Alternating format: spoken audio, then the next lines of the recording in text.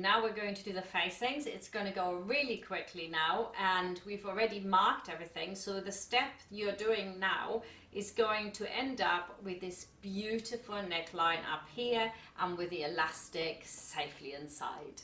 What we're going to do here is just simply put the back and the front together. But before we do, I want to just mark where I'm going to put the elastic. So I'm just going to mark this real quick. So you want to get your pattern back out and your trusty little marker pen, and you can see here where it says attach elastic, and you want to just mark that on both sides. You want to join the shoulders here, and after that we're just going to iron the seam apart and overlock around the bottom. So let's do that so that we can get on. Now I'm just going to sew this together, 1 centimeter seam allowance, put them edge to edge. Don't forget to lock in the stitches at the beginning and the end. And there we go, brilliant. Now I can iron the seams apart. Very nice. Make sure it's nice and flat. And now we're just overlocking it all the way around.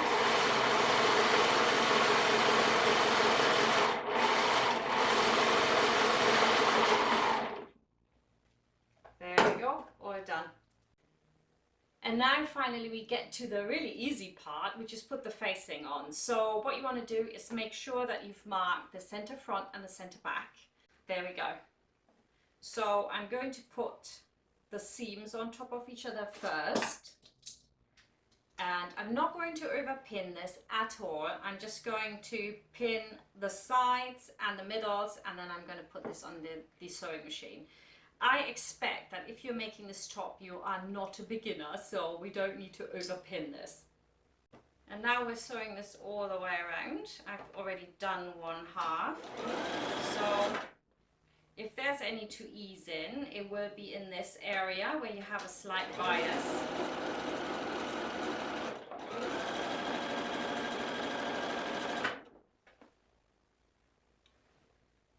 There you go. Sometimes I think when you overpin stuff, it's actually harder rather than easier.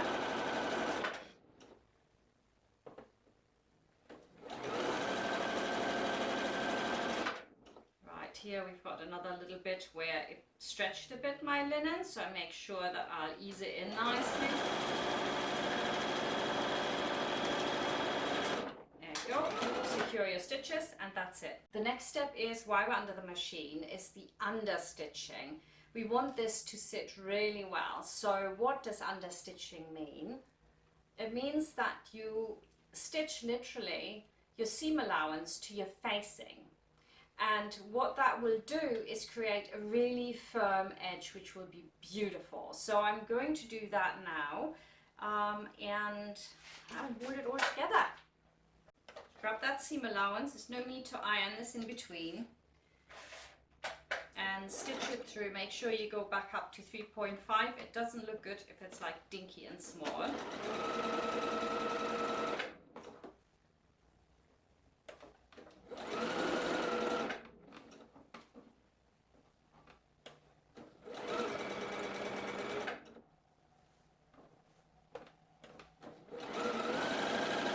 All the way around. Back to the trusty ironing board. We're just going to now turn in this baby, and you will see what a beautiful edge you're going to get now. Now we're going to make the tunnel for the elastic. I'm going to put a couple of pins in, vertical to the seam.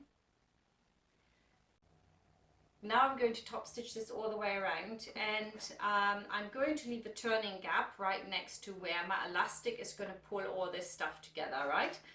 And I'm going to do this 4 centimeters down so that my elastic has movement room, yeah? Great.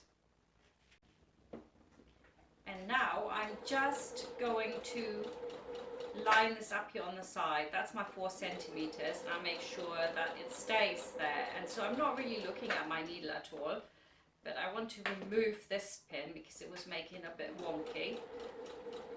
And I'm just gonna work my way around.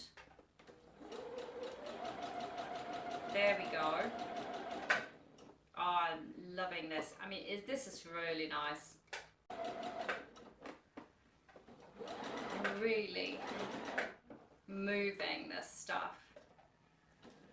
I love linen, but I would say if you are not an experienced sewer, cotton would definitely be easier. So if you're watching this before you start, nice cotton lawn or something will do nicely. Alright, next step, I hope you're ready to put your elastic in. So you just want to put elastic through one end. It really is so simple. And then we're going to pull the elastic through until it's in line with the mark that we've got. There we are. Like that.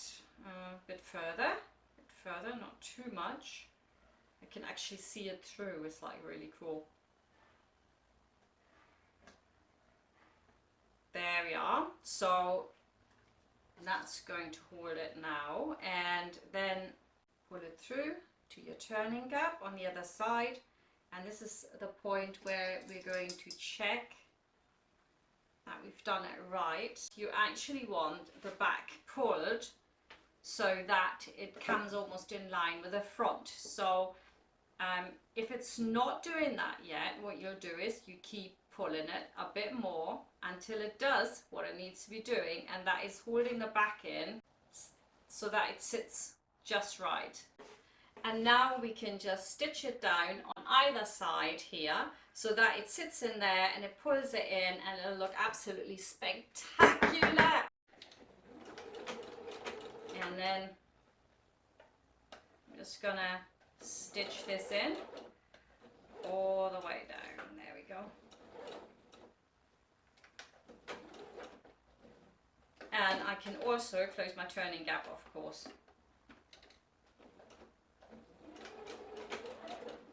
There we go. So that's one turning gap closed.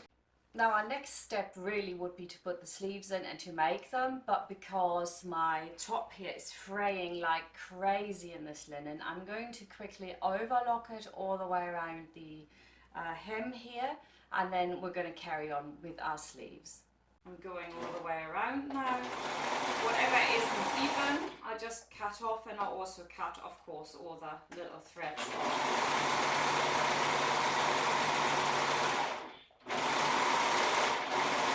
Now you've done this absolutely stunning little neckline, we can move on to working our sleeves.